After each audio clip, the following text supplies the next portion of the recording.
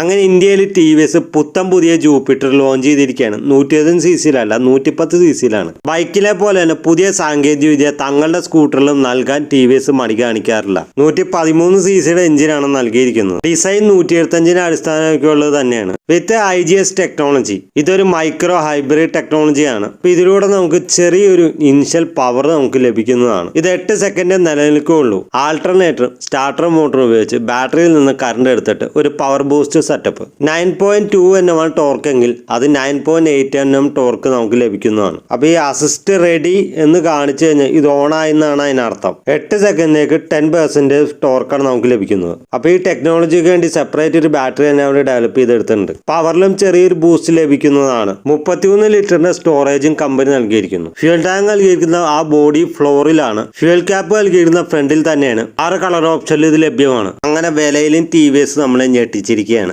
73,700 രൂപയ്ക്കാണ് starting വേരിയന്റിന്റെ price start ചെയ്യുന്നത്. വണ്ടി വന്നതിന് ശേഷം കൂടുതൽ കാര്യങ്ങൾ പറയാം, അതാണ് ശരി.